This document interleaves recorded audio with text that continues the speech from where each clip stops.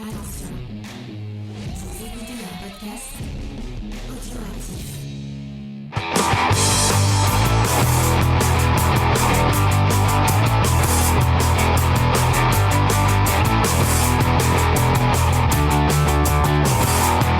Salut à tous et bienvenue dans Comics Discovery, l'émission qui vous fait découvrir vos vies alternatives à travers le comics. Je ne sais pas trop, vous allez voir, puisqu'on vous parle de 1949 de Dustin Weaver cette semaine. Je suis avec ma petite équipe habituelle, avec la Dream Team de Comics Discovery, en commençant par Sophie. Salut Sophie. Salut. Sophie qu'on aura la chance de voir en vrai dimanche, on est trop contents, avec Faye qui est là avec moi. Salut Faye. Salut. Et on a Stolas aussi. Salut Stolas. Bien le bonsoir. Et Spades. Salut Spades. Hola, ¿qué tal? Vu que notre héroïne est latine, autant parler dans sa langue. Effectivement, les panaméennes. Panaméenne. Ouais. Ils parlent en espagnol ou en portugais? Non, il n'y a que le Brésil qui parle. Il y a que le Brésil qui est lusophone en Amérique du Sud. On dit musophone, je savais pas. Je viens d'apprendre. Luso. Ok. Usophone, ok. Bon, je dis pas bien, c'est pas grave. Vous aurez appris quelque chose comme moi dans cet épisode de Comics Discovery. Comme d'habitude, c'est les à peu près découvertes. Voilà, exactement. Je vais faire un tout petit parce que j'en avais parlé un peu dans l'épisode encore d'avant et on en avait un peu parlé avec comment il s'appelle, avec Anis El Amouri, qui a annoncé, parce que il disait qu'il savait pas trop s'il faisait Angoulême cette année ou pas, et qu'il était en train de réfléchir, et le lendemain il a annoncé, j'ai pas compris pourquoi il a pas voulu le dire, le lendemain il a annoncé qu'il le faisait, qu'il boycottait. Donc si vous suivez un peu le monde de la BD, vous avez vu que le festival Angoulême c'est un peu compliqué, on en a parlé plusieurs fois dans l'émission, mais si vous n'êtes pas au courant, il y a des gros problèmes avec la société qui organise, pas l'association qui préside, mais la société qui organise le festival. Il y avait notamment un cas de VSS qui a été ultra mal géré par on vire la victime. Voilà, c'est la meilleure façon de faire. Ultra mal géré, j'aime bien le... Oui, c'est vraiment la façon la plus conne possible de gérer un problème de violence sexuelle dans son entreprise. L'an dernier, ça avait fait hurler plein de monde. Effectivement, il y avait des gens qui avaient mis des petites pancartes pour soutenir la personne, enfin la victime. Au début, c'était des petits stands qui mettaient la pancarte, et 9e Art Plus, qui est donc la société, était venu les voir en disant vous allez arrêter s'il vous plaît. Et puis quand c'est Dargo, Delcourt et Casterman qui ont commencé à mettre des trucs, on peut un peu moins râler sur des grands trucs. Et quand on a Anouk Ricard qui a été la grande gagnante du Fauve d'Or de l'an dernier, qui disait moi si vous continuez avec cette société là, je ne viens pas, et 400 auteurs qui avaient dit pareil. Du coup l'association avait dit on va faire un nouvel appel d'offres, et il faut un appel d'offres pour reprendre la même société. Voilà. Qu'est-ce qu'il y a de plus logique, du coup ça avait relancé un truc de boycott. Il y avait déjà eu pas mal d'auteurs qui avaient dit qui boycottaient, et ce qui est bien, c'est que il y a tous les gros éditeurs du marché, dont Urban Comics, pour je sais Panini il y a pas, je crois pas qu'ils aient communiqué sur dessus, mais en tout cas Urban Comics, Delcourt, Glénat aussi je crois, on dit nos amis de chez Six Pieds Sous Terre ont dit qu'ils iraient pas au FIBD. Normalement ils sont en train de pour parler, pour essayer de virer 9e Art Plus, ce qui a l'air compliqué puisque ils ont un contrat jusqu'en 2028, et que ce que Spades, parce que c'est Spades qui était le plus au courant, Spades nous disait que le patron, j'ai plus le nom du patron, qui est un connard, un truc comme ça, se mettait en retrait, mais donner le truc à sa fille. Voilà, un peu de népotisme, c'est toujours sympa. Et en fait, C'est quand même non, garder le contrôle en général. ouais, et les gens étaient pas d'accord. Donc on continuera à surveiller ça parce que le festival de la BD c'est quand même un des plus gros festivals de BD mondiaux, pour être sincère avec vous, en Europe en tout cas. Non, même au niveau du monde, c'est considéré comme étant le festival de Cannes de la BD. C'est vraiment ça a une aura très très particulière. C'est pas le salon qui va t'attirer le plus de monde comme le Comic-Con de San Diego ou le Comiket au Japon, mais en termes de renommée, c'est vraiment tous les grands auteurs de BD sont passés à Angoulême parce que pour eux c'est l'équivalent du festival de Cannes. Pourtant, entre Cannes et Angoulême, c'est On retrouve des violeurs aussi. Oui. Non, malheureusement. Le problème, c'est que malheureusement, je pense que t'as de la renommée et de l'argent. à Cannes, tu peux y aller des mecs en profitent. autrement. À Angoulême, je pense qu'en dehors du festival d'Angoulême, il y a à moins de bosser dans un studio d'animation, parce qu'ils ont beaucoup de studios d'animation là-bas. Il n'y a pas grand-chose à foutre à Angoulême. C'est une ville sympa en fait. Ah ouais? Ouais. Il y a plein de petits restos vraiment sympas. Il y a une vraie vie étudiante qui était cool, du moins à mon époque. Maintenant, je sais pas ce que c'en est. Hein. Ça fait 15 ans que j'ai pas foutu les pieds là-bas. Mais c'est pas une grande ville, mais c'est une ville qui est quand même vivante au-delà du festival de la BD. Mais le festival de la BD a une aura particulière. Moi, ce qui me fait un peu plaisir, c'est parce que j'avais regardé pour y aller cette année, et j'avais regardé les Airbnb, et c'est tu regardes à n'importe quelle époque de l'année, ça coûte pas si cher que ça, et les prix quadruplent, si ce n'est encore plus au moment d'Angoulême. Et s'il y a pas de festival, il y a tous les gens qui ont voulu essayer de se faire de la thune comme ça, ils l'auront un peu dans le cul, et ça fait toujours plaisir. On va passer, je vais pas faire de reco parce que c'est bien si on peut baiser la gueule à Airbnb avec. Ouais. Détruisons Airbnb. Space, est-ce que tu as une reco à nous partager? Alors franchement, là je suis en train de découvrir une petite série sympathique et feel good, ça s'appelle Scrubs. Ah. Combien de fois que tu regardes à peu près? Ça doit être la 7e ou 8e fois que je regarde l'intégralité. Non, c'est là en ce moment j'avais envie d'une petite série feel good, donc je me suis replongé dans la saison 1 de Scrubs. Et il y a un livre série dessus. Il y a pas longtemps d'ailleurs, Scrubs en été. Ouais. Et oui, tu disais que ça va reprendre la série. Ouais, va reprendre, en février ça reprend. Ok. Ouais. J'ai hâte et peur en même temps, mais bon. Moi en fait, il y a un truc qu'il va falloir qu'on m'explique, parce que dans la saison 9 que personne n'a vu, le Dr Cox est mort. Mais il est dans la nouvelle saison. Peut-être que la 9, je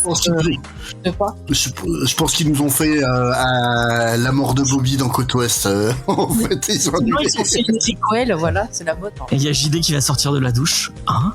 Qu'est-ce qui se passe? JD, il a recréé. Je viens de me faire spoiler. Ah ouais. La saison 9, faut pas la regarder, il faut t'arrêter à la fin de la saison 8. Ouais. D'accord, je note. En fait, la saison 9 aurait dû être un spin-off qui était toujours dans le même concept, mais décalé par rapport à la série du fait que JD, le personnage principal, était parti. Et la chaîne a forcé Bill Lawrence à en faire ça comme une saison 9 de Scrubs. Ouais. Et ça a été un bide lamentable, parce que quand tu regardes le dernier épisode de la saison 8, tu chiales comme une pauvre merde. Il est magnifique, c'est une des plus belles. C'est une telle belle fin de série que t'as pas envie d'avoir un truc derrière ça. Tu regardes Cougarton. Et voilà. J'aime bien Cougarton. C'est marrant Cougarton. Et tu vois, Cougarton au début, tu te dis ouais, bof machin, mais plus ça avance, plus ça part dans un truc qui est hyper profond. Oui, mais Ted Lasso, c'est pareil. Premier épisode, tu fais ouais, bof. Puis au final, tu te retrouves à chialer comme un con au bout d'un moment, alors que t'es censé. T'es lu là pour rire, putain de merde. Et j'ai horreur de ça, j'en ai rien à carrer, mais alors j'ai regardé en entier. C'est vrai. Non. Après, une bonne sitcom a ce pouvoir-là. Ouais. Non, mais Bill Lawrence, en fait, te tient toujours sur le fil du rasoir entre le rire et les larmes. Scrubs, il y a des épisodes où vraiment j'ai hurlé de rire devant ma télé et des épisodes où vraiment j'étais en bad total, quoi, à la fin. Brendan Fraser. Voilà, Brendan Fraser, ce choc. Brendan Fraser, cet épisode, il est. Je l'aime rien que pour cet épisode. Ouais, moi aussi. Voilà. Moi aussi. Et puis les musiques dans Scrubs, si vous trouvez une playlist sur Deezer de toutes les musiques qui sont passées dans Scrubs, lancez-la, vous en avez pour des heures. Comme quoi, il y avait une plateforme qui avait changé les musiques. Disney+. Disney+, en fait. C'est des histoires de droits de chansons, c'est-à-dire que déjà même dans certaines éditions DVD qui sont ressorties, ils ont perdu les droits de certaines chansons et en fait quand c'est arrivé sur Disney, ils ont même pas tenté de reprendre les droits des chansons et le créateur il était pas mis les trucs de merde, donc du coup ils encouragent les gens à plutôt essayer de regarder sur les premières éditions DVD, quoi. Ouais. Et par exemple, en fait, donc il y a un moment Heather Locklear qui a un rôle plus ou moins important pendant quelques épisodes dans la série, et sa première apparition, donc Heather Locklear qui est quand même la blonde canon de la télé fin des années 90, enfin même depuis le début des années 80 jusqu'à 2005, quoi. Oui. Je savais pas. Mais elle arrive en fait sur une chanson de Robert Palmer qui est Doctor, I've got a bad case of loving you. Et en fait là sur l'édition Disney, en fait ils ont complètement changé et ça te change une scène iconique de la série. Et t'as vraiment le cerveau qui bug quand tu connais la série d'avant, que tu vois ça. J'ai eu le cerveau qui a bugué, quoi. Sophie, est-ce que tu as une petite recommandation à nous offrir ? Moi aussi j'ai une reco d'un truc récent, voilà, hein, c'est la trilogie, enfin non c'est pas une trilogie à la base, mais les 3 premiers films de la saga Les Démons du Maïs. En fait, avec le gamin Children of the Corn. C'est ça, dont le groupe de musique Korn tire son nom. J'ai appris ça en me renseignant sur. Enfin, c'est pour une chronique que j'écris pour Surfroid que je les ai regardés. Et oui, effectivement. Mais alors, eux, ils sont plutôt basés. Enfin, ils disent que c'est basé sur la nouvelle de Stephen King. Et ils ont quand même réussi à tirer 10 films à partir d'une nouvelle de Stephen King. Ah ouais, non, mais si ce n'est pas de la productivité, ça, qu'est-ce que c'est ? Et du coup, le petit coffret de Rémi est d'autant plus intéressant que non seulement t'as les 3 films restaurés, mais en plus de ça, t'as un petit livret qui retrace toutes les pérégrinations de la production. Et alors, c'est un peu comme regarder toutes les saisons des Feux de l'amour, tant il y a des retournements de situation improbables dans cette production de films. Et après, ceci dit, le 3, je l'ai trouvé vraiment excellent pour le coup. Ah ouais, c'est fou. Est-ce que franchement, le 3, alors pour les gens qui l'auraient jamais vu. Alors, le concept du démon du maïs, c'est en gros, dans un petit bled du Nebraska qui s'appelle Gatlin, les enfants massacrent les adultes. Et pourquoi ils le font ? Parce qu'ils sont un peu dirigés, possédés par une espèce de force maléfique qui serait dans le maïs, qui s'appelle celui qui règne sur les sillons. Et en général, ils sont à chaque fois dirigés du coup par une espèce de prédicateur. Et il y a vraiment un mélange de folk horror avec dérives sectaires religieuses fondamentalistes américaines. Et le mélange, aussi improbable soit-il, marche bien, je trouve, sur le point de vue religieux. Après, le premier, clairement, souffre d'un manque de budget flagrant. Et il a casting particulièrement. Mais honnête. Il n'y avait pas Sarah Connor dans le premier. Je pensais qu'il faisait Sarah Hamilton. Dans un rôle à l'opposé de son rôle dans Terminator, puisque, en fait, elle joue littéralement la demoiselle en détresse pendant tout le film, qui dit des trucs très réalistes et très raisonnables pendant tout le film et est ignorée par tous les personnages masculins. Vraiment. C'est genre, en fait, si vous l'aviez suivi depuis le début, vous auriez survécu, les gars. Elle est Méniel dans le mec qu'on n'écoute pas dans les films. Ah oui. C'est Cassandra, quoi. Non, mais le premier était très drôle. Il y avait un court-métrage avant. Je sais pas si Ned dans ton coffret. Non, il y est pas. Ils en parlent, mais il y est pas. C'est moi, ce que j'adore, c'est que la fin des années 70, début des années 80, je sais pas ce qui leur a pris, mais ils ont décidé que les gamins allaient tuer, massacrer les gens de tous les côtés. Il y a plein de films d'horreur où c'est des gamins qui ont même pas 10 ans qui massacrent tout le monde. Et c'est parce qu'il devait y avoir trop de gamins, donc c'est pour pousser les gens à pas en avoir. Ouais, je pense que c'est ça. C'était une méthode de contraception. Ou alors, parce que c'est sous-entendu dès le premier, en fait, même si tu sens que c'est pas, ils ont pas voulu développer ce propos forcément, mais il y a en sous-texte, il y a toujours cette idée de, en tout cas dans les démons de Maïs, il me semble que c'est pareil dans les Révoltés de l'an 2000, qu'en gros, les adultes font grave de la merde, qu'ils sont en train de défoncer la société et la terre, et que les enfants, ils ont leur devoir, c'est de buter les adultes pour stopper le truc. Et tu sens que c'est un peu pour pour justifier un peu les actions, mais fondamentalement tu te dis en même temps c'est les années 80, les années fric, etc., où déjà il y avait une dérégulation pas possible. Peut-être qu'il y avait un début de conscience écologique. Est-ce que ça explique Ah, la fin de la baie sanglante? Mais arrête de vouloir spoiler les films. Oh, c'est dingue ça. J'ai jamais compris la Peut-être, sachant qu'en Italie, la pollution, ça date du 15e siècle. Hein. J'ai jamais compris ce film. Si vous avez vu La Baie Sanglante, Tu en parleras dimanche. J'en parlerai dimanche avec Sophie. Mais si vous avez l'occasion de voir un film un peu dans le mystique, Children of Volcorn, il y avait Bloody Birthday. Donc traduit en français Les Tueurs de l'Apocalypse, où c'est des 4 ou 5 gamins qui sont nés en même temps lors d'une éclipse, qui arrivés à 8-10 ans sont devenus un groupe de psychopathes qui défoncent toute leur putain de ville. C'est un massacre. Je l'ai vu. Ça me parle de...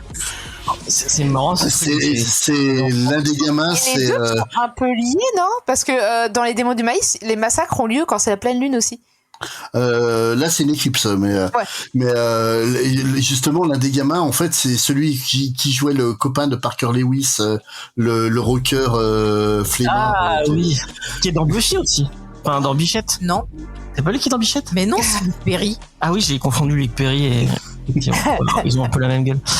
Non, mais il était dans Charmed. Oui, il était dans Charmed. Oui, c'est vrai. Effectivement. On en parlera sûrement avec Sophie dans un épisode. Ah. Oui. Stolas, est-ce que tu as une recommandation à nous partager? Tout à fait. Ma recommandation, c'est aussi une série récente. Pour le coup, c'est un peu plus vrai. Au moins, elle est en cours de parution. À savoir, c'est l'Atelier des sorciers. Excellente série de manga, n'en déplaise à James. Oui. Qui est l'histoire d'une jeune fille dans un monde où les sorciers sont sorciers de naissance, et elle adorerait être née sorcière, mais malheureusement pour elle, ce n'est pas le cas. Sauf qu'un accident arrive, et que un des sorciers la prend sous son aile après lui avoir révélé le secret de la magie dans ce monde. Je n'en dirai pas plus, mais je considère que c'est une excellente fable de passage à l'âge adulte, en tout cas pour le moment où j'en suis, à savoir le tome 4. Et les graphismes sont d'une toute beauté. C'est vrai que c'est beau. On a une coupure de Stolas ou c'est juste Stolas qui a arrêté de parler? Non, j'ai juste arrêté de parler. Ok. Et ben c'est vrai, c'est très très joli. Mais moi j'ai pas trop. On a fait un manga Discovery, le premier manga Discovery, et je crois qu'il est encore disponible sur le flux. Vous pouvez aller l'écouter sur l'Atelier des Sorciers, parce que Diane est très fan de l'Atelier des Sorciers, ce qui n'est pas mon cas. dire de la télé-réalité. La télé-réalité, non? Parce Ouais, moi aussi, j'ai Sorciers. Et apparemment il va y avoir un animé dessus dans pas très longtemps. Donc si vous avez envie de vous y lancer. Oui. Mais je pense que ça sera jamais aussi beau que le manga pour le budget. C'est comme Getchi Akuta qui est très très beau en manga, mais en animé c'est pas terrible. Enfin c'est joli, mais ça reste moins joli qu'en manga. Voilà. Faye. Oui. Tu as une reco à nous faire. Oui, j'ai une reco. Qu'est-ce que je fais? Est-ce que j'embête James? Est-ce que j'embête pas James? Vas-y, fais-toi plaisir. Non, je vais parler d'un manga que j'ai commencé à lire. Il me reste 2 tomes à lire. C'est une série en 4 tomes, du coup, que j'ai découverte grâce à Hélène de Bouka, qui a fait une super soirée sur le Yuri. Donc, c'est les histoires d'amour entre filles. Parce que les garçons, en a-t-on vraiment besoin? Bah non, voilà. Je le dis, non, j'arrive. Et en gros, là, j'ai découvert une histoire qui est assez touchante, qui s'appelle Donut sous un croissant de lune. Et en gros, c'est l'histoire d'une fille qui travaille dans un bureau. Et en fait, elle est assez triste parce que elle se force à tout dans la vie. Elle veut jamais dire aux gens ce qu'elle pense vraiment. Elle essaye de jouer un rôle pour dire je suis comme vous, je vais faire ci, je vais faire ça.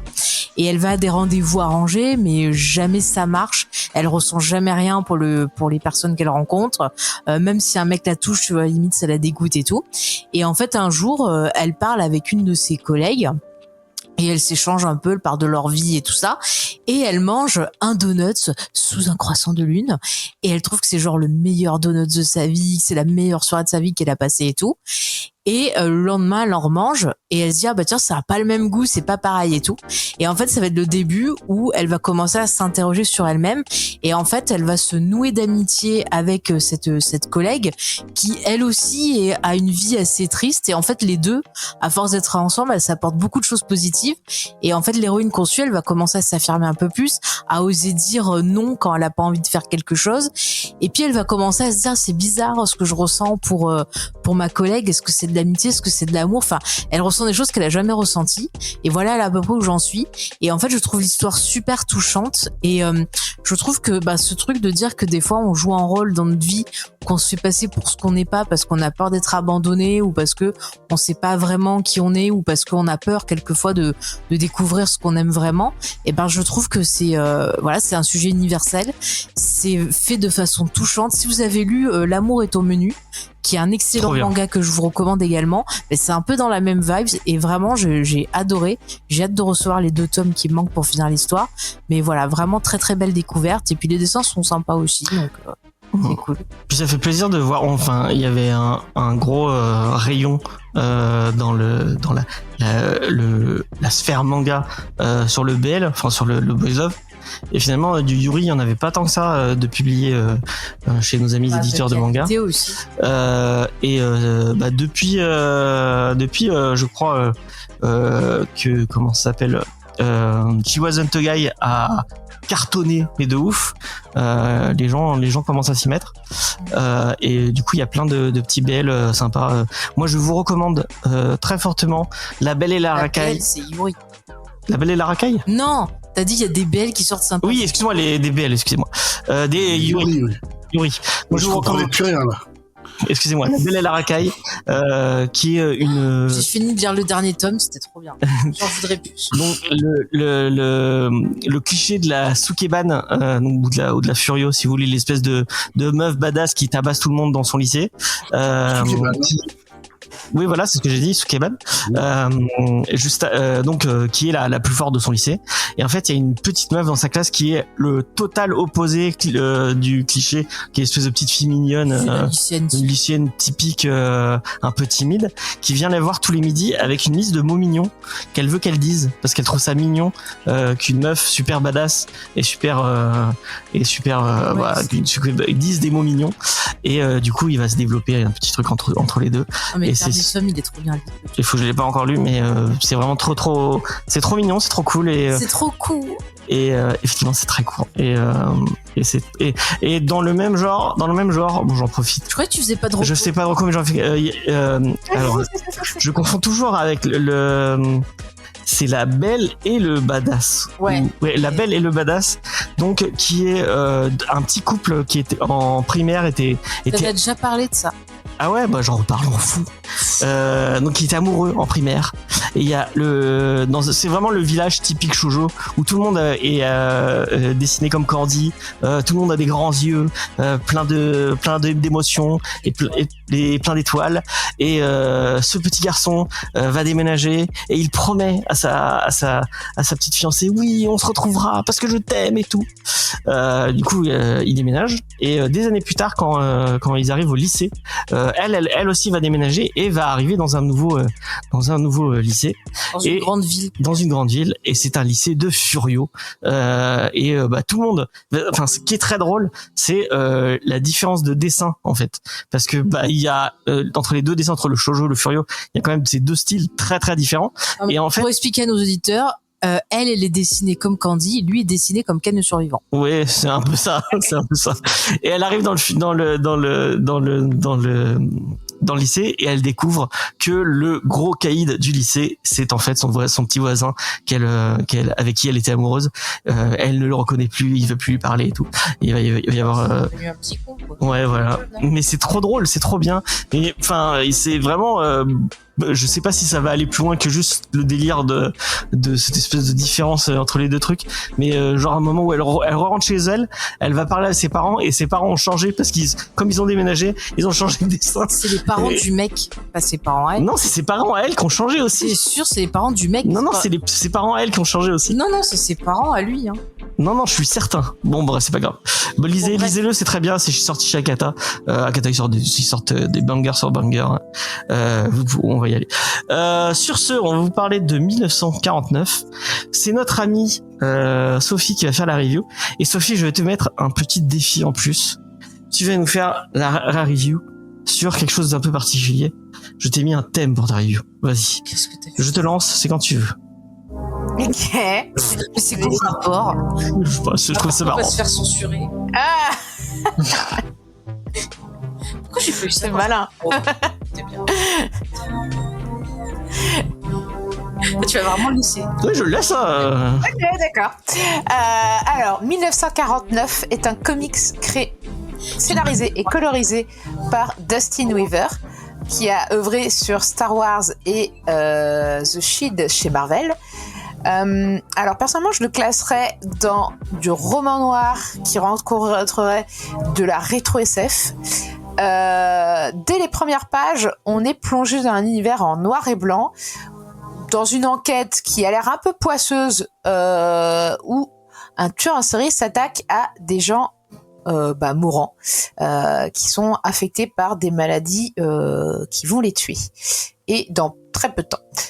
Du style, la première victime qu'on découvre, c'est quelqu'un de cardiaque. Et rappel, on est en 1949, donc la médecine n'est pas encore ce qu'elle est aujourd'hui. Et poisseux parce qu'on retrouve une matière grise, et alors pas celle du cerveau, mais un espèce de sang caillé, bouilli, enfin un truc qui a l'air un peu dégueulasse, sur les victimes. Plus étrange encore, l'enquêtrice chargée de l'affaire, qui s'appelle Blanc, arrive à pressentir ce qui va advenir, comme si elle avait un don de seconde vue. Mais au fur et à mesure du récit, on va se poser la question, est-ce qu'elle a vraiment un don de seconde vue, ou est-ce qu'elle arrive à remonter dans le temps? Est-ce qu'elle aurait pas des visions du futur, tout simplement? Alors, Dustin Weaver va user des mécaniques d'une enquête policière pour découvrir couche par couche l'univers, mais aussi et surtout le personnage de Blanc, qui est vraiment le cœur de son histoire. Et j'ai particulièrement apprécié ce personnage, déjà parce qu'elle est latina, mais aussi parce que en fait, on n'a pas l'impression que ses collègues soient spécialement racistes ou sexistes avec elle, alors que c'est la seule meuf racisée et c'est la seule meuf tout court en fait dans ce commissariat. Et ils ont tous cette allure gominée, costard et tout, vraiment l'image typique des années 40. Et elle tranche autant par son trench coat que par sa coiffure, son attitude. Elle se laisse pas démonter, elle est obstinée au point qu'ils se disent même dans le coma, tu te reposes pas, parce qu'elle a des rêves pendant son coma. Après, c'est difficile d'en parler trop sans spoiler, mais voilà, pour revenir sur le personnage racisé, on n'a pas beaucoup dans ce récit, et des personnages racisés féminins, il y en a encore moins, j'en ai noté que 2, mais le deuxième personnage a une scène très très courte, mais que j'ai trouvée glaçante, et rien que pour les émotions que procure ce comics, je le recommande déjà. Après, je pense que pour en parler le mieux, c'est les références auxquelles il m'a fait penser. Moi, j'ai pensé au Dahlia Noir, au roman de Leroy en général, à Blade Runner, mais aussi à Perfect Blue, notamment dans une scène avec des effets de miroir et de vitres. Et j'ai trouvé que graphiquement, le dessin de Dustin Weaver mettait l'accent sur l'urgence des scènes. On a vraiment des moments où on a une intensité dans le coup de crayon, dans les contrastes, notamment le travail dans le noir et blanc. J'ai trouvé qu'il était très poussé et j'ai vraiment aimé les effets d'ombre, de lumière, de mouvement. D'intensité émotionnelle, on a vraiment le dessin qui adhère aux émotions du personnage. J'étais un peu moins convaincue par les couleurs. J'ai l'impression que elles sont un peu passées, c'est un peu ça qui m'a donné, je pense, cette impression de rétro-futuriste. Mais elles ont un sens, elles sont utilisées pour raconter quelque chose, et notamment dans l'évolution du personnage, mais aussi de notre compréhension de l'univers et sa compréhension à elle. Donc du coup, je pense que c'est quand même intéressant, même si voilà, j'étais un peu déçue par les couleurs. Je me suis dit quand elles allaient arriver que ça allait péter un peu plus, et c'est pas exactement le cas. Chaque issue se termine avec un cliffhanger. Alors c'est une manière, on va dire facile de narrer, parce que on sait que c'est un bon moyen d'accrocher le lecteur ou le spectateur, puisque les cliffhangers sont très utilisés dans les séries américaines aussi. Mais au final, j'ai trouvé que ça fonctionnait bien. Moi, par exemple, la scène, le cliffhanger de la ruelle m'avait bien marqué. Notamment aussi à cause du dessin et de la manière dont c'est amené. Voilà. Autre point positif, c'est le fait que le récit soit court. On a une centaine de pages dédiées purement à l'histoire, et après il y a quelques bonus. C'est publié par Delcourt, et Delcourt est toujours un peu généreux avec les bonus pour le coup, et ça fait plaisir parce que le dessin est vraiment cool. Maintenant, est-ce que il aurait pas pu l'auteur prendre un petit peu plus d'espace et de longueur pour répondre à toutes les questions qu'il soulève? Parce que pour être franc avec vous, en off, on s'est un peu posé certaines questions sur l'univers, et on s'est demandé si quel était un peu qu'est-ce que l'auteur avait dans sa tête, parce que y a certaines questions qui restent clairement en suspens à la fin de la lecture.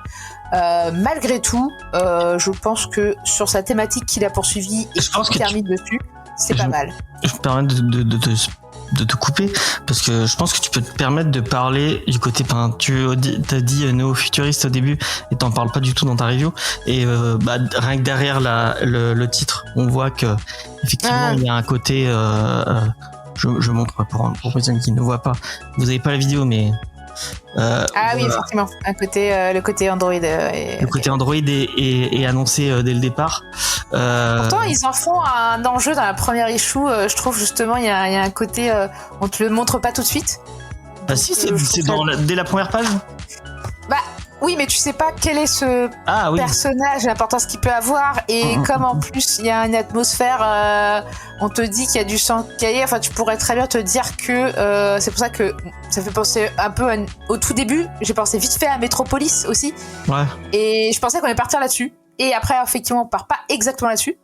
Mais voilà, je pense qu'il y a un côté vraiment dans l'écriture du fait qu'on découvre couche par couche, un peu morceau par morceau, cet univers. Et je vais laisser le plaisir de la découverte. Ouais. Tu as bien fait, tu as raison. Je suis assez d'accord avec un peu tout ce que tu as dit. Moi, j'ai trouvé ça très joli. J'ai beaucoup aimé la façon dont il utilisait les trames. Peut-être que Solas pourra plus en parler que moi, mais au niveau il y a un côté très BD, très BD années 40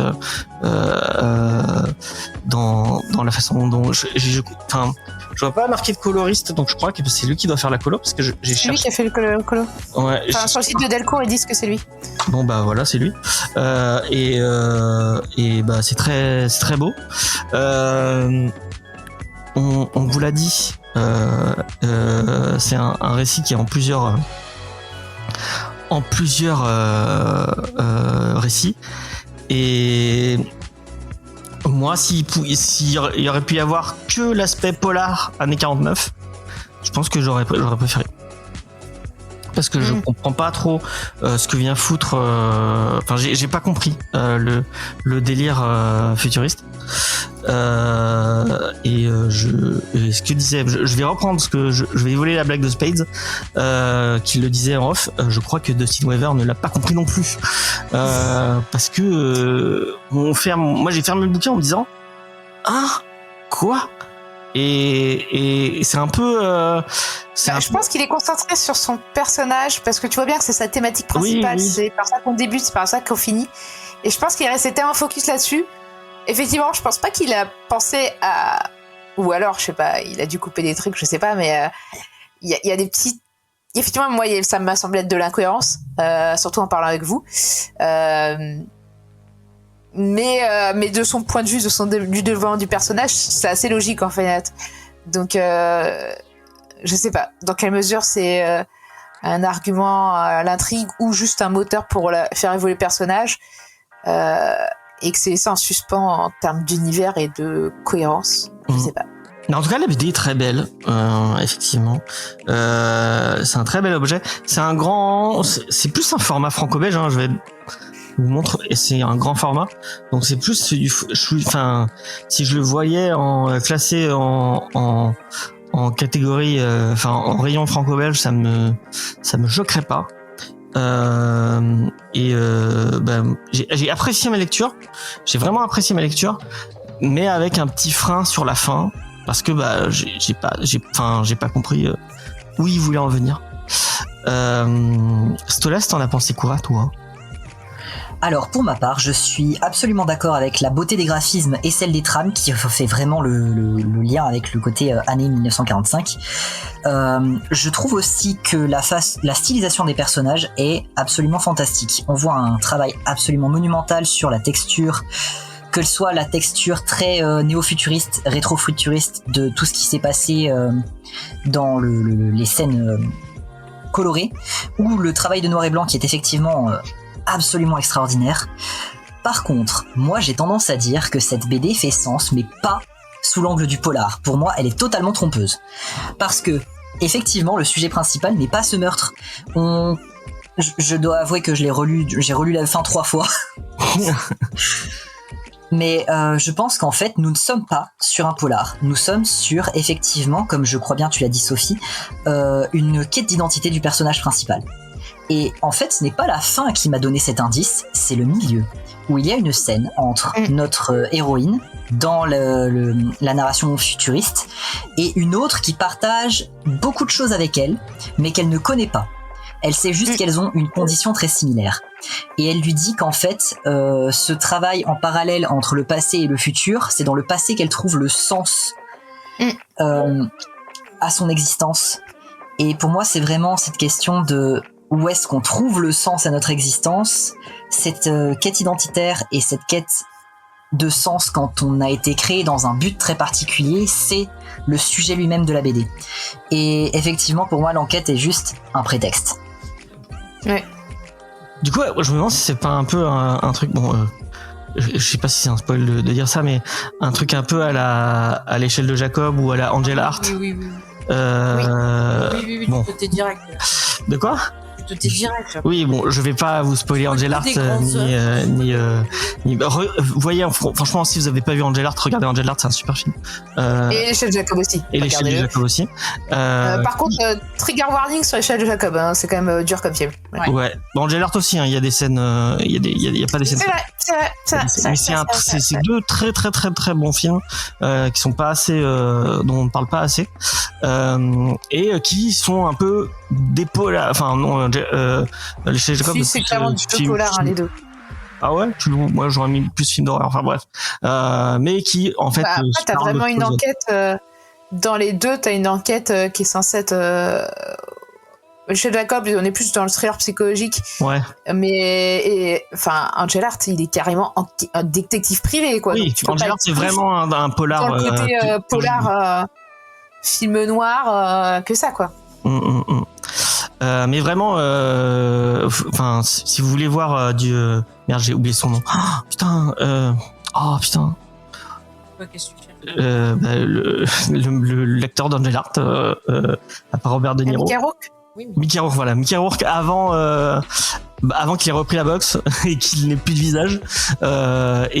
Mickey Rourke qui aurait pu avoir une carrière, qui aurait pu être un des plus grands acteurs s'il avait continué sur la lancée d'Angel Art, je pense qu'il aurait pu avoir une filmo de mal. Ouais, il a quand même fait l'Homo Santiago avec Don Johnson, hein. C'était pas un grand film, il l'a fait bien après, hein, donc sa carrière elle avait déjà commencé à chuter. Ah d'accord, ok. J'avais encaissé cette vidéo. Bon, moi j'aime bien Angel Art. Et Non, mais moi aussi, hein, j'aime bien Angel Art, mais avant de perdre son visage d'ange, Mickey Rourke, il avait fait quand même des sacrés nanars. Hein. là c'est marrant, il a fait 9 semaines et demie, qui est du même réel que. Je pense que l'alcool et d'autres substances. Oui, l'alcool, oui, effectivement. Il y a aussi des ratages de chirurgie esthétique aussi. Hein. Oui. Mais ça c'est dû à la boxe qui a des ratages de Il chirurgie l'a fait esthétique. pour réparer Wow. la boxe, mais ça n'a pas bien marché. Ouais. Oui, mais c'est pas dressé au bon médecin, visiblement. Ça, c'est sûr. Tu devrais aller voir celui de Lindsay Lohan. Bon, Ouais, je sais on va pas. revenir sur le comic. Est-ce qu'on doit parler de Mélanie Griffiths aussi? Non, la pauvre. Non, Elle a eu un gentil. cancer de la peau, sur le visage et tout, elle a dû se faire enlever. Ouais, mais avant le cancer. Avant de la ça, peau, il est ouais. défoncé par les lions de ses parents, quoi. Après, encore une fois, c'est leur corps. Qui sommes-nous pour juger? Oui. Ah, mais elle a pas eu le choix, la pauvre. Elle s'est fait défoncer par les lions sur le tournage que ses parents ont Aussi, absolument c'est voulu vrai. qu'elle fasse dedans. Avec des Ah, lions c'est pas sauvages. ses parents, c'est juste sa mère et son beau-père. Pas pareil. Oui, mais bon, c'était. Sur ce, revenons au comic. Oui. Oui, voilà. Spades, t'en as pensé quoi? Je suis assez mitigé. En fait, graphiquement, il n'y a rien à redire. Hein. C'est Dustin Weaver, c'est une valeur sûre. C'est un excellent artiste graphique. Scénaristiquement, en fait, il a pris plein de trucs qu'il aime. Il a mélangé ça comme il a pu, il a secoué, et puis ça donnait 1949. C'est bancal, ça tient pas debout. On comprend pas tout où il veut aller. On se rend compte en fait qu'il a vu des films comme Matrix et comme Passé virtuel, qu'il a lu des œuvres comme celle de Möbius, comme celle de Masamune Chihiro, qu'il a mélangé tout ça sans avoir le temps et l'espace en fait pour pouvoir développer son propos. Il y a, du coup, ça donne ce que j'appelle les titres AO. C'est tu regardes, tu fais c'est une bonne idée. Oh, il a loupé. Et je passe en fait sur ce rythme-là tout du long. C'est le genre de titre, t'as ça dans ta bibliothèque, t'y penses plus, puis 10 ans après, tu fais, c'était sympa à lire, et puis tu le relis, puis tu dis mais j'ai rien compris, tu le reposes et tu le ressors 10 ans plus tard. Quoi. Est-ce que je conseille l'achat? Non. Parce que ça a beau être un bel objet, si vous avez des trucs mieux à acheter, privilégiez ça. Mais c'est un truc qui est pas honteux. Si vous le trouvez en médiathèque, allez-y. Hein. Voilà, tout à fait. Et je fais un petit coucou à Judas parce que j'ai découvert sa médiathèque cette semaine, la médiathèque Albert Camus à Montpellier, qui est très cool, vraiment. Elle est très très très très très sympa. Faye, est-ce que tu veux un peu conclure sur nos avis divers et variés? Qu'est-ce que je pourrais dire? Vous n'avez pas dit. Oui, le dessin sympa. J'ai bien aimé la partie en noir et blanc, moi la partie en couleur.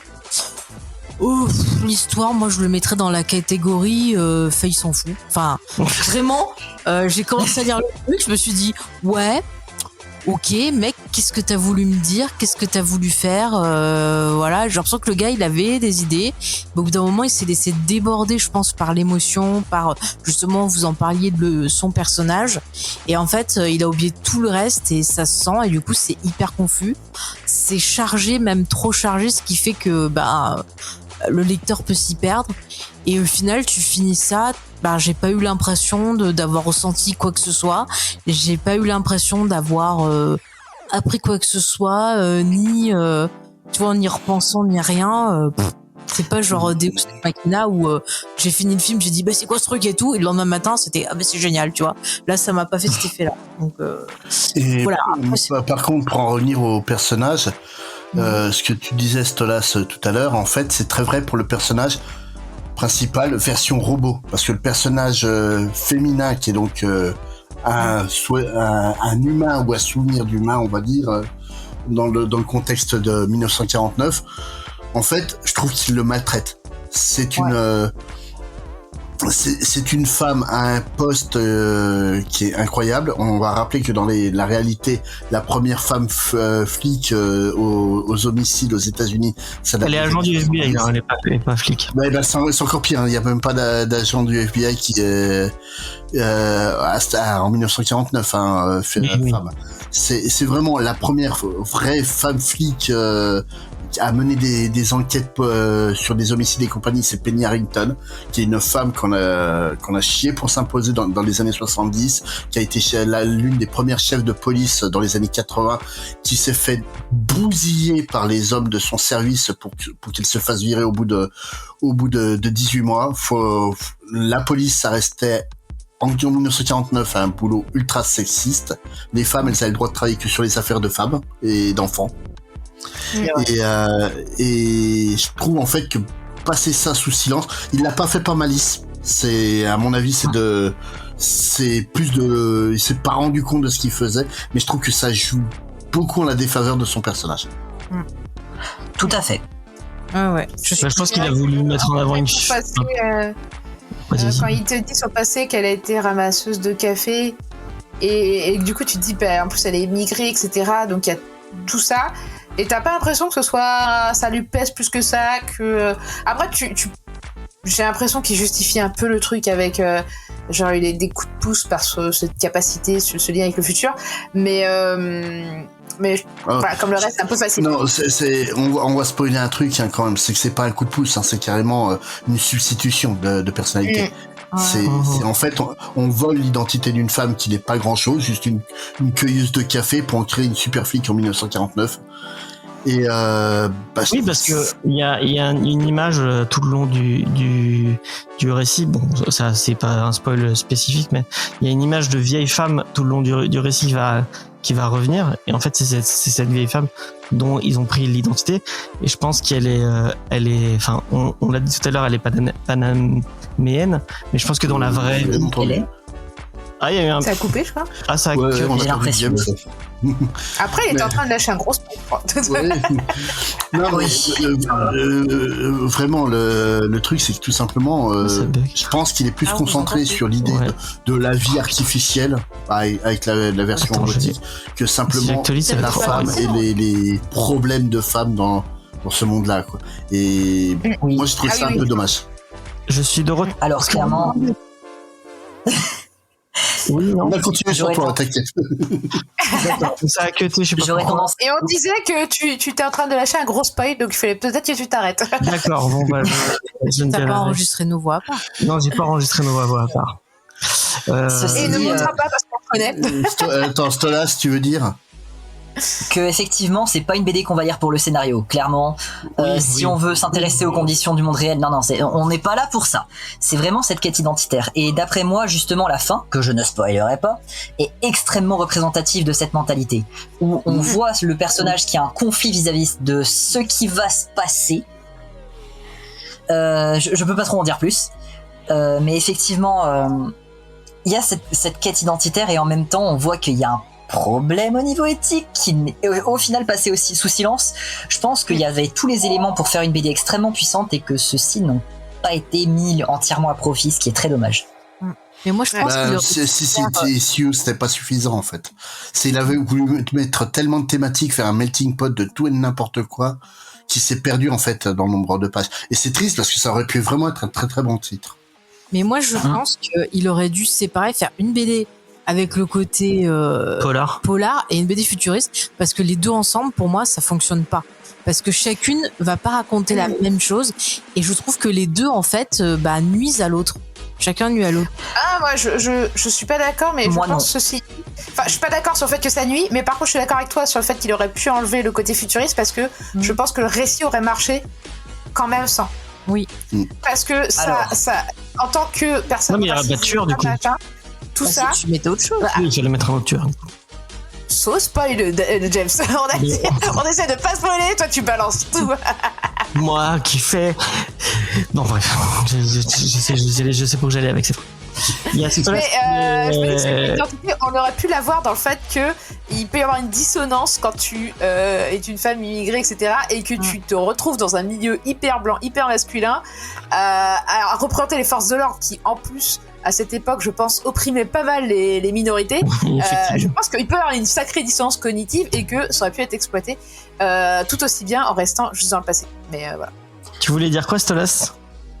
Que pour ma part, je trouve que l'un et l'autre peuvent être extrêmement mis à profit, mis en rapport, ce côté futuriste et le côté passé, que en fait narrativement, c'était franchement un plutôt bon choix. Mais que par contre, la façon dont ça a été articulé était maladroite et que ça aurait largement bénéficié d'un plus grand nombre de pages pour avoir plus d'explications, un peu plus de solidité dans le scénario. Le scénario aurait dû être mieux réfléchi. Est-ce qu'il aurait pas dû prendre un scénariste, tout simplement? C'est quand on en parlait, avant l'émission, je disais en fait il a vu Passé Virtuel et il l'a pas compris, et vraiment je pense que ça a joué dedans. C'est où il a vu Passé Virtuel, où il a lu Simulacron 3 qui est le bouquin qui a inspiré le film, et pourtant Passé Virtuel c'est un polar qui se passe dans un passé avec une enquête futuriste aussi à côté, et ça marche. Et ça fonctionne très très bien même. Ça aurait pu être possible. Et vraiment, comme dit Stolas, il manque des pages, il manque du travail. Et puis on voit en fait que c'est un comics de dessinateur et pas un comics d'auteur. Ouais, il manque un scénariste, hein, c'est ce que je dis depuis le début. Ceci dit, par exemple, quand on parle des pages où il y a à la fois du côté polar 1945 en noir et blanc et à la fois du côté futuriste en couleur, ça marche du feu de Dieu. Ouais, non, mais c'est superbe. Hein. C'est vraiment le travail de mise en page est incroyable. Hein. C'est Dustin Weaver là-dessus. Moi, je savais que c'était une valeur sûre sur ce point de vue-là. Hein. Moi, j'ai c'est vrai que été convaincu par ce mélange, mais après c'est moi, hein, c'est voilà quoi. Mais c'est juste que je trouve que ça cassait un peu et pour moi ça me rendait confus. J'avais du mal à suivre. Peut-être que c'est parce que j'étais fatiguée quand je l'ai lu, j'en sais rien. Mais voilà, moi ça a pas du tout fonctionné sur moi. Moi, c'est marrant quand même d'avoir. Sur le fait qu'on y a un peu de dessin, que justement les petites planches justement où au tout début il te dissémine des indices sur ce qu'est la policière, l'univers dans lequel t'es, et il le fait par le dessin et non par l'écriture, et j'ai trouvé ça intéressant de glisser les indices par le dessin, et effectivement on sent que c'est un comics de dessinateur. Mais tu vois, même sur le concept graphique narratif, il y a je parlais des comics AO, bah j'ai eu le même cet effet-là dès le début. Quand je les entends en fait parler sur la version donc noir et blanc en 1949.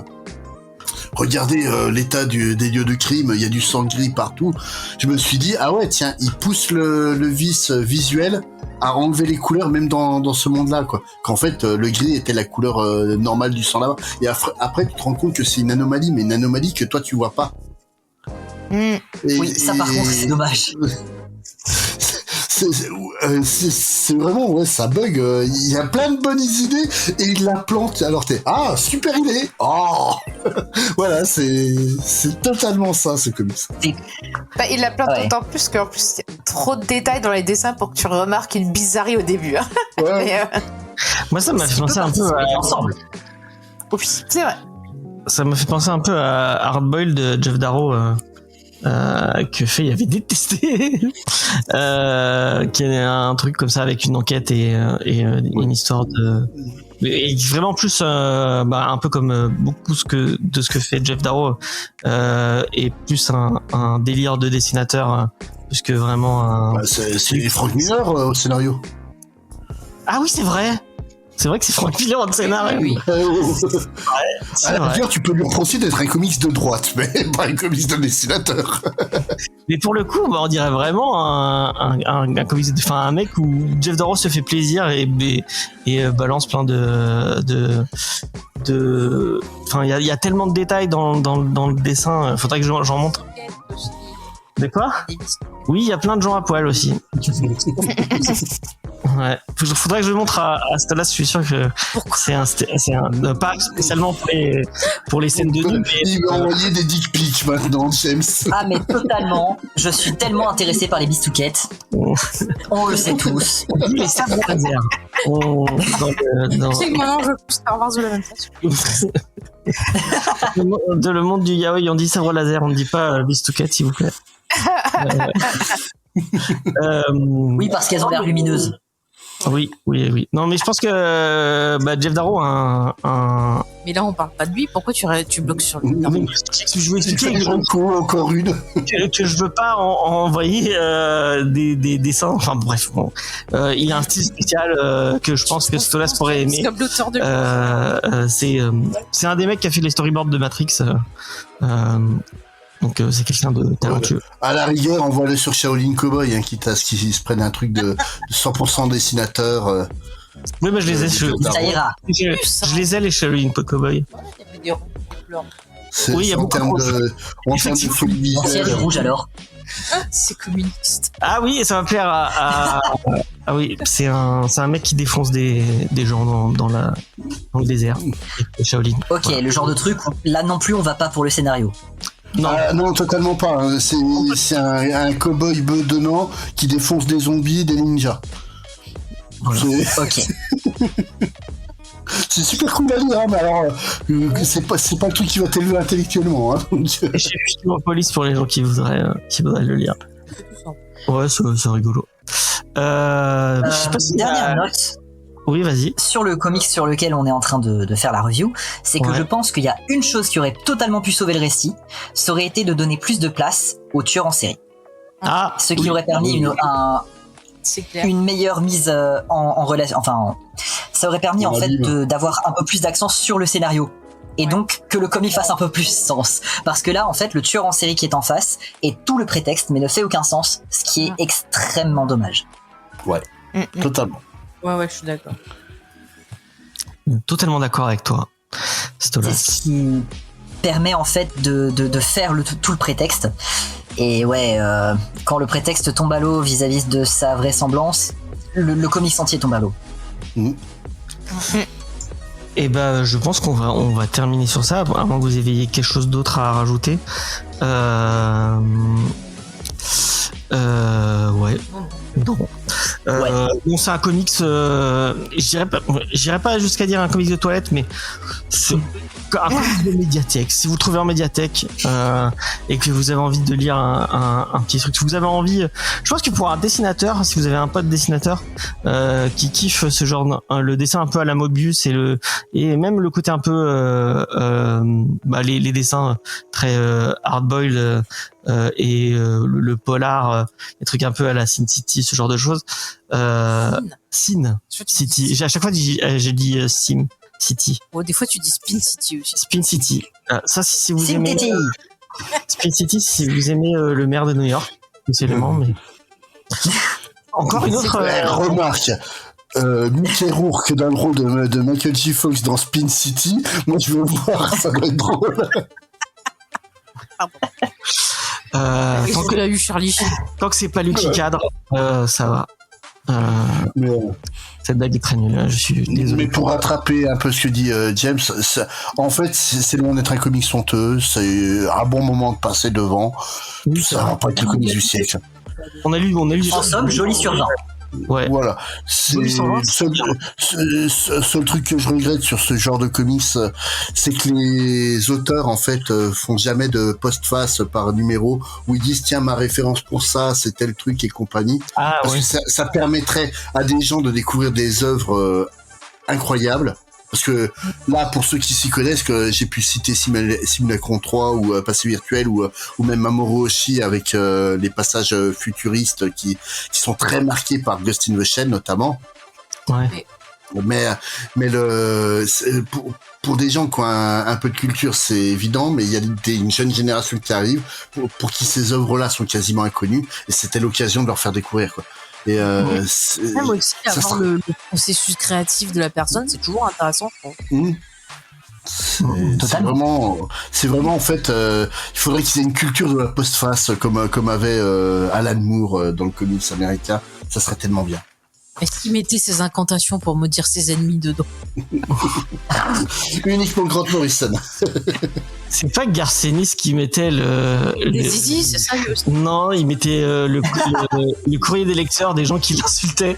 Je crois que c'est sur Preacher qui faisait ça. Ah oui, mais ça m'étonne pas de lui. Hein. Le courrier des lecteurs des assos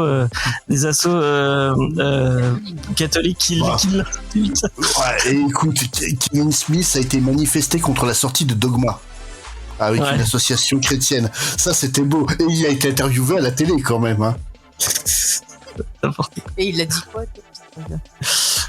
Je sais pas, c'est pas moi qui l'ai. Ah, je crois que tu l'avais vu dans l'interview. Non. De quoi? De Kevin Smith? Ouais. savoir ce qu'il avait dit. Bah, en gros, Dogma, comme ça parle de la religion chrétienne, et que notamment Dieu est une femme et canadienne, vu que c'est Alanis Morissette. Dans le film. Donc tu as des associations chrétiennes qui ont fait beaucoup de manifestations, notamment devant les cinémas qui les diffusaient. Et lui, pour déconner, un coup, il a pris une pancarte, il a été se mettre au milieu d'une manifestation. Il y a les caméras de télé qui sont arrivées pour interviewer les gens. Une qui est tombée sur lui. Non, bah, là, franchement, c'est inqualifiable, c'est une honte pour notre religion. C'est le mec qui a réalisé le film qui balance ça. C'est une image d'anthologie. C'est réel. Ils ont dû savoir le voir après, peut-être. Ouais. C'est fou. Bah, en fait, au bout d'un moment, elle fait, là, vous ressemblez beaucoup à Kevin Smith. Ah bon, vous trouvez?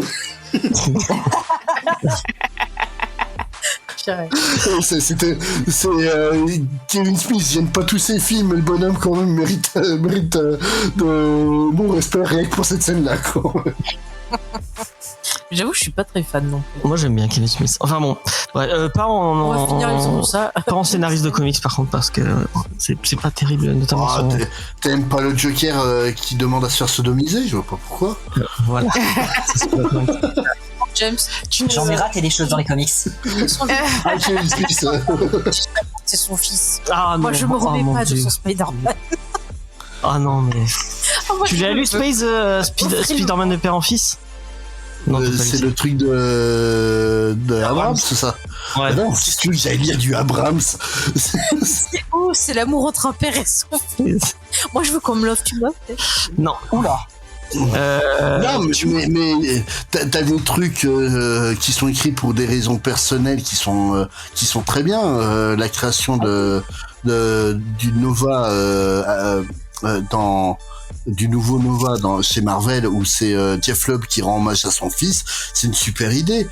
Geoff Jones qui crée Stargirl en se basant sur sa sœur qui est morte dans un accident d'avion, ça donne un personnage super. C'était vraiment. Non, mais pas Spider-Man de père en fils, hein, vraiment. Bah non, là c'est comme le film de Will Smith avec son fils, hein, After Earth. Je suis allée le voir parce que c'est Night Shyamalan et que je vois tous ses films. Et en plus, la plupart, je les déteste, mais je sais pas pourquoi, ils me fascinent. Il faut que j'aille voir. C'est comme les Paul W. Anderson. Sauf que je préfère, je vais vous dire, je préfère plus Paul W. Anderson à Night Shyamalan. Allez-y, frappez-moi. Paul W. Anderson, il a réalisé quoi, lui, déjà? Attends. Eh ben, Mortal Si, Kombat, les Resident Evil. Ah, non, Mortal Kombat, j'ai trouvé ça sympa. Resident Evil, beaucoup moins.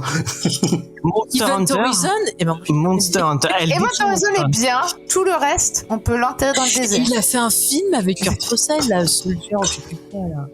Ah, c'est pas lui qui est dans l'univers de Blade Runner? Non. Non, c'est son autre truc. C'est pas dans le même univers que Universal Soldier, je crois. Ah, peut-être, ouais. Non, Je sais c'est plus. pas dans le même univers C'est que Blade dans- Runner? Je sais plus, c'est dans le même univers qu'un autre truc, mais je me rappelle plus. Je crois que Mais il y c'est a Blade Kurt Runner. Russell. Enfin bref, Il apprend l'humanité. Bon, tout à l'heure, Spades m'a envoyé une superbe transition, mais j'ai pas pu parce que tout le monde me coupe. Pardon. La semaine prochaine, on va vous parler de Batman Dark Age, et je vais être sincère avec vous, je l'ai pris uniquement pour une seule raison, C'est Batman. parce que c'est Michael Red au dessin et que j'adore Michael Red. Voilà, je sais même pas de quoi ça parle. De Batman. Ça parle de Batman. Apparemment, c'est en 2030. Voilà. Et ben il est vieux. Et il y aura Michael Red et j'adore Michael Red. Vraiment, pour moi, c'est un de mes dessinateurs Eh préférés. ben moi je préfère Michael Bleu. Je suis fatiguée. Ouais. Je suis pas d'accord. Michael Red, c'est le meilleur parce que Je vais me coucher, je crois qu'il est temps. Oui. Je crois en que plus, c'est t'as le moment. tort. Michael Red est rouge, évidemment, c'est le meilleur. Donc oui, il est tout rouge. Élisée, son Silver Surfer qu'il a fait avec Dan Slott. Ah, celui que j'ai bien aimé, Ouais, qui a une vibe Doctor Who. ouais. Ah oui, bah j'aime bien. C'est très cool. C'est très très cool. Ça aurait Et été très- Madman, qui est très cool aussi. Ah, j'ai moins aimé celui-là.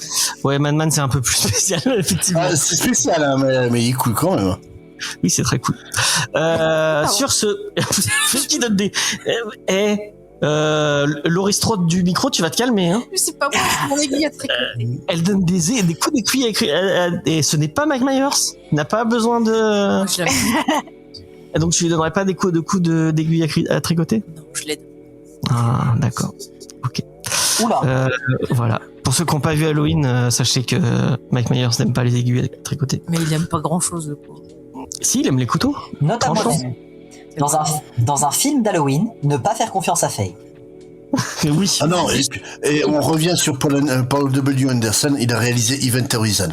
Bah oui, je l'ai Rien vu. que ce Et film, c'est On a dit j'ai dit, ça. c'est le seul qu'on peut sauver, le reste on peut Ouais. l'enterrer dans le désert. Attends, il y a D'Artagnan, mais il est Alien vs Predator, c'est un film horrible.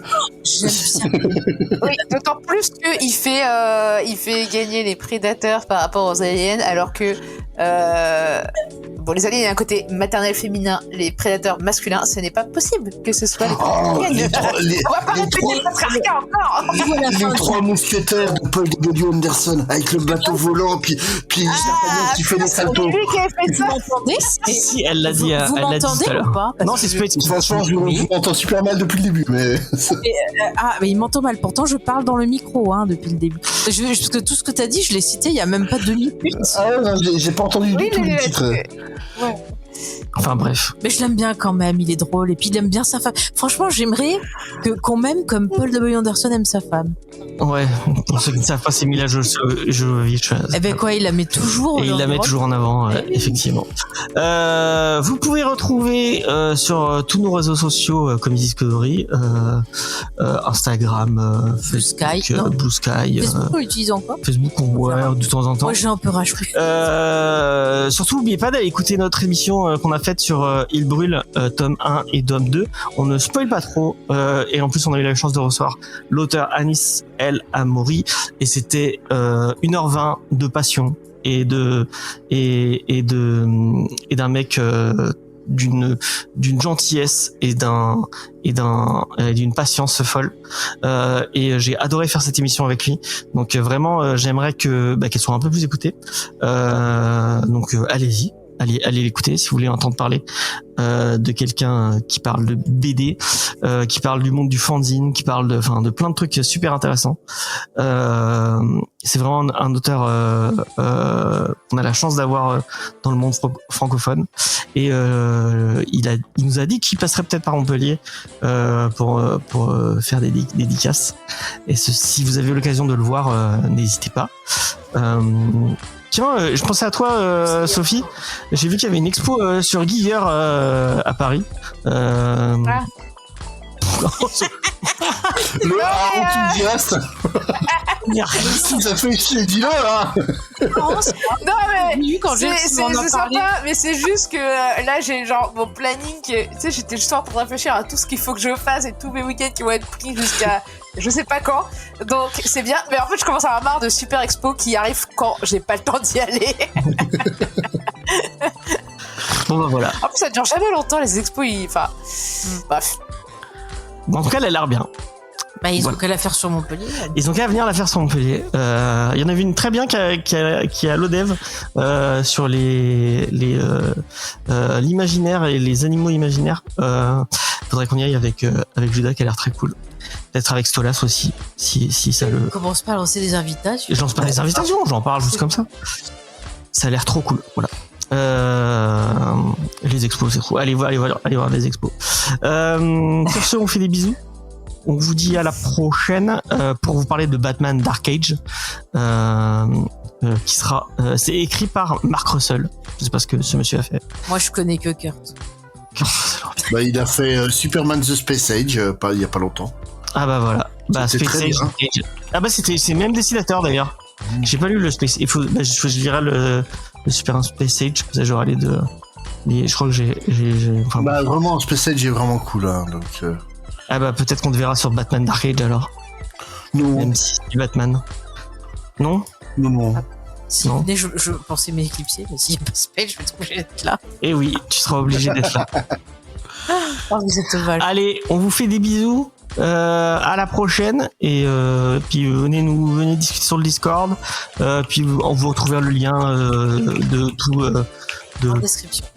de tout le monde en description si vous voulez aller voir les réseaux sociaux de tout le monde. Allez, bye bye. Bye. Bye. Ciao.